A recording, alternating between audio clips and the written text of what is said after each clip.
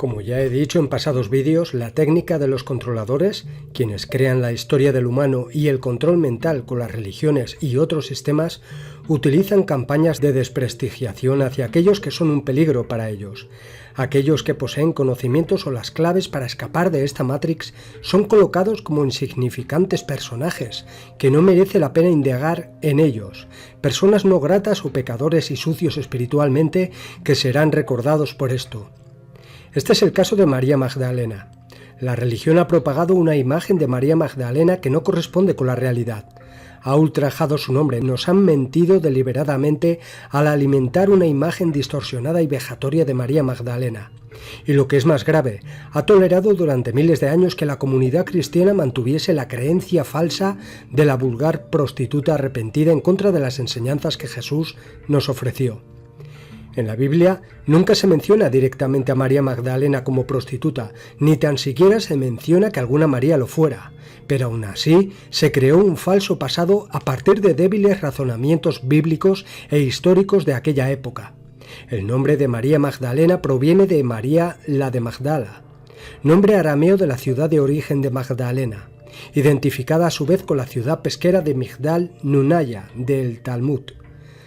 A partir de esto y del texto judío sobre la ciudad de Magdala llamado Lamentaciones, que se narra el juicio de Dios y la destrucción de la ciudad por considerarse ciudad de paganismo y fornicación, se establece un paralelismo entre ambos hechos, que unido a la interpretación del Evangelio de Lucas 8, 2, 4, otorgan finalmente el rol de pecadora a María Magdalena.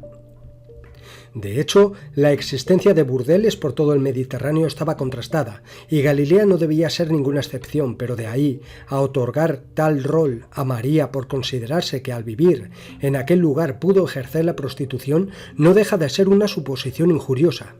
A partir del Evangelio de Lucas 8, 1, 4, el Papa Gregorio I realiza una proclamación en la Basílica de San Clemente en el siglo VI, manifestando que los 7 demonios que poseyeron a María representaban todos los pecados del hombre, entre ellos la fornicación. Se dice lo siguiente: Aconteció después que Jesús iba por todas las ciudades y aldeas, predicando y anunciando el Evangelio del reino de Dios, y los 12 con él, y algunas mujeres que habían sido sanadas de espíritus malignos y de enfermedades, María, que se llamaba Magdalena, de la que habían salido 7 demonios.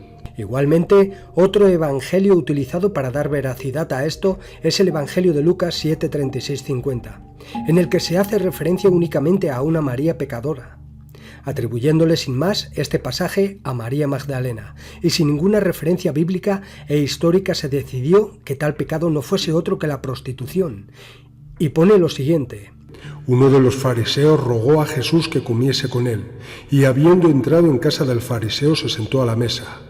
Entonces una mujer de la ciudad, que era pecadora, al saber que Jesús estaba en la mesa, en casa del fariseo, trajo un frasco de alabastro con perfume, y estando detrás de él a sus pies llorando, comenzó a regar con lágrimas sus pies, y los enjuagaba con sus cabellos, y besaba sus pies y los ungía con el perfume. Cuando vio esto el fariseo que le había convidado, dijo para sí: si fuera profeta, conocería quién y qué clase de mujer es la que le toca, que es pecadora. Si se estudia bien la Biblia, María Magdalena aparece nombrada en los acontecimientos más importantes de la vida de Jesús, y tras su muerte adopta un papel protagonista. Aparece en la crucifixión, en el entierro, y es parte fundamental de la resurrección. Esto sería difícil de explicar si no hubiese sido alguien muy importante en la vida de Jesús.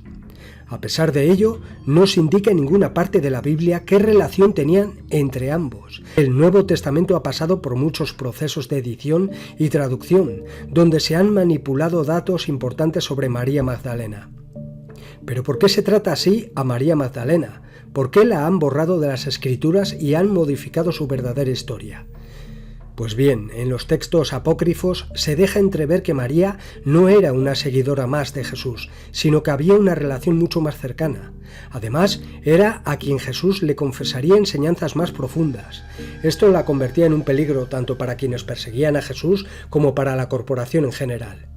Además de portar un conocimiento capaz de derrotar a quienes controlan el planeta realmente, llevaba en su interior la semilla de Jesús, un ser clave en la expansión del linaje capaz de destruir el control del planeta. Llevando María el ADN de dicho linaje haría que se expandiera por toda la humanidad y era un peligro. Así que tiempo después de la crucifixión tuvo que escapar de Galilea y, según algunos investigadores, se refugió en Europa, al sur de Francia. Leyendas cuentan que María Magdalena salió de su tierra y llegó a la costa del sur de Francia. La barca en que salió, se dice, no tenía ni remos ni timón. Una de las leyendas cuenta que la barca se dirigió a una isla llamada Ratis en la costa de Galia, el lugar de un templo dedicado a la diosa en sus formas de Cibele, Artemisa e Isis. Ratis se convirtió en Santa María de la Mar, el lugar donde, según la leyenda, desembarcó María Magdalena junto con Lázaro, María de Betania, que algunos la conectan con la misma María Magdalena, Salomé, la madre de Juan, Maximino y José de Arimatea. Los personajes varían según las leyendas. Por eso se cree que allí, en Santa María de la Mar, desembarcaron 3 Marías: María Magdalena, María Salomé y María Jacobi. Desembarcó también una niña llamada Sara, un nombre que quiere decir princesa en hebreo. Dicen que Sara, de tez morena, fue la hija de María Magdalena y de Jesús. Las Marías se separaron para llevar el Evangelio a otros lugares. María Magdalena se fue a la Provenza, donde predicó y convirtió a muchos de sus habitantes. Estos cristianos se convirtieron en los cátaros, las víctimas de la primera cruzada debido a sus creencias religiosas que la Iglesia consideraba como una herejía. La herejía era su creencia en que María Magdalena era la esposa de Jesús. Según la leyenda francesa de la leyenda dorada, María Magdalena conoció a un príncipe y a su esposa, quienes al principio se resistieron a convertirse. Cuando María Magdalena efectuó el milagro de revivir a la princesa y a su hijo, cuando ya se les había dado por muertos, ambos nobles se convirtieron, lo que ayudó a que toda la población del área siguiera su ejemplo. María Magdalena pasó sus últimos 30 años de vida retirada en una cueva donde pasaba sus días meditando y rezando. Todos los días los ángeles la llevaban al cielo para alimentarla y en el momento de su muerte la llevaron al cielo. Esta cueva también se ha relacionado al antiguo culto de la diosa en Europa. Cuando llegó la hora de su muerte, María Magdalena llamó a San Maximino y tuvo una muerte gloriosa en su presencia. En la cripta de la Basílica de Santa María Magdalena de Schönbaume se encuentra un sarcófago y un relicario con sus restos. Se dice que las otras 2 Marías se quedaron en Santa María de la Mar, junto con Sara, que se convertiría en la santa patrona de la ciudad. Debido a estas leyendas y a las creencias de los antiguos cristianos de la zona, en el sur de Francia existen muchas iglesias que hacen referencia a María Magdalena a través del arte que guardan en sus muros. Existen más historias acerca de la vida de María Magdalena después de la muerte de Jesús. Una relata que fue a Éfeso y otra que se fue con José de Arimatea a Inglaterra.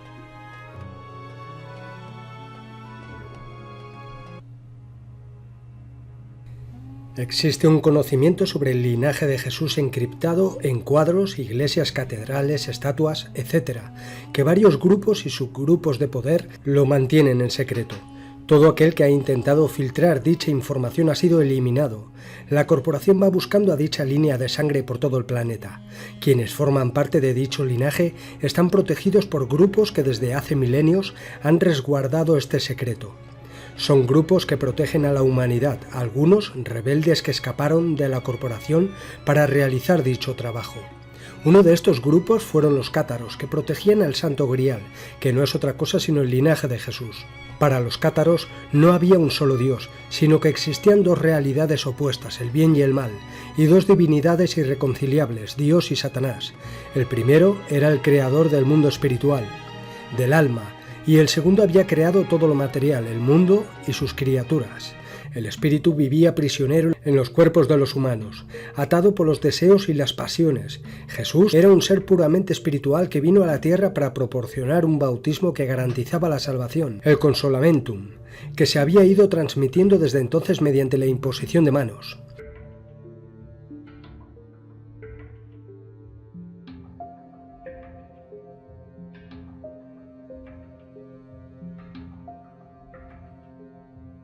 Era el único sacramento que admitían los cátaros y lo administraban los miembros más puros de la comunidad, los bons homes, a quienes la Iglesia Católica llamó perfectos en son de burla. Los cátaros sabían la verdad sobre la realidad del planeta y las entidades que lo controlan. Por eso los eliminaron, al igual que hicieron con los gnósticos. Todos estos mensajes los dieron de una manera encriptada, de una manera secreta. Solamente aquel que sabe ver los mensajes encriptados sabrá y conocerá la verdad. La descubrirá por él mismo.